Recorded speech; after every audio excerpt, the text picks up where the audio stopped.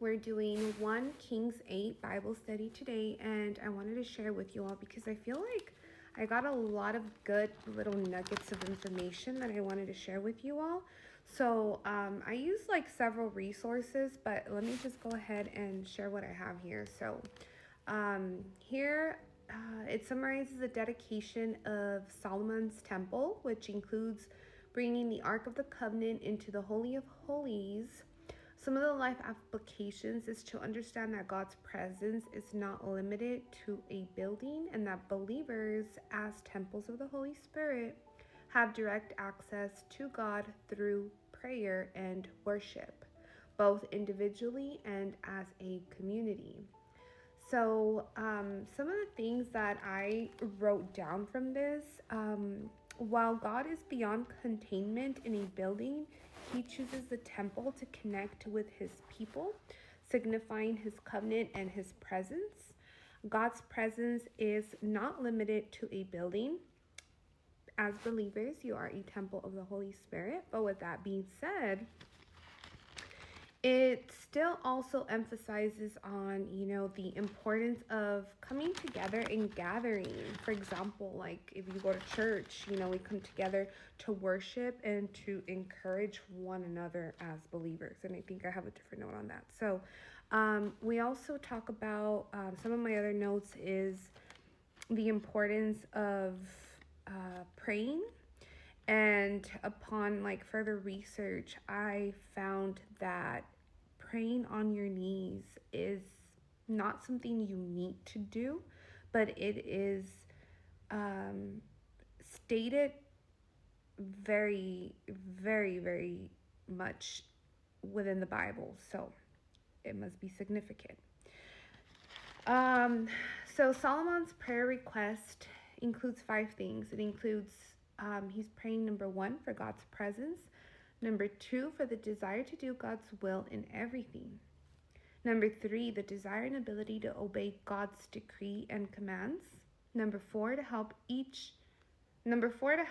for each day's needs. Number 5, to spread of God's kingdom in the entire world. In 1 Kings 8:20, we see how the Lord keeps his promises, and it's a good reminder of how the Lord has divine timing. I also want to mention that Solomon's prayer, which begins in 1 Kings 8:22, around there, it does start by Solomon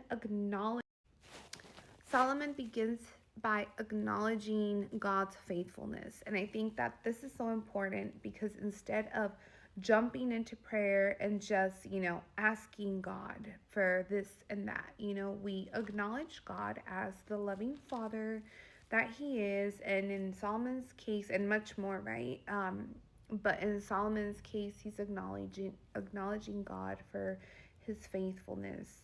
And so, another thing I took from 1 Kings 8, it's emphasizing the power of prayer, how important it is that we continue to pray to God throughout the day and include him in everything, acknowledging his greatness, his faithfulness.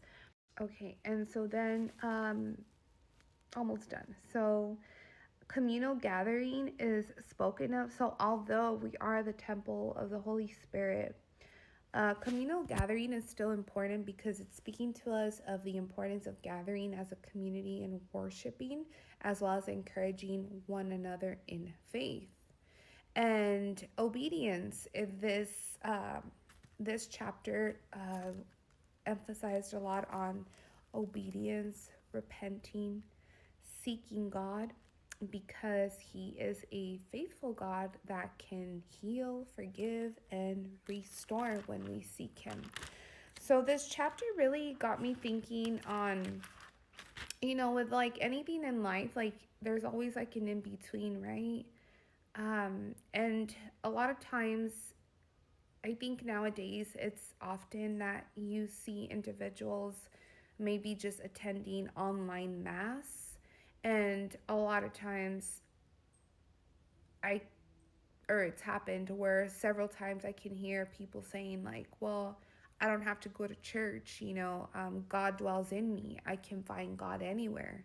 And although that is correct, I think you have to find the in between where, yes, if you're a believer, the Holy Spirit dwells in you. You can find God here in your living room, outside, anywhere, right?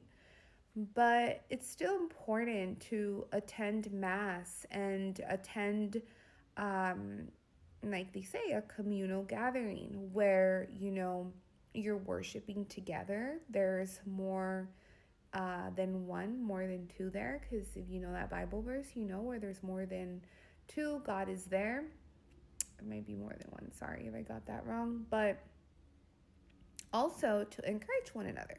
So I just wanted to, you know, mention that because it's important that you have a community and you don't just like isolate and always do like at home mass, try and find the in between. So that's kind of the nuggets I took from this chapter. I am not like a theologian, but I'm trying my best. I'm really trying to learn.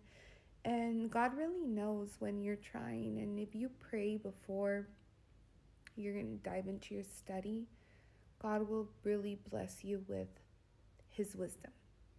God bless you guys.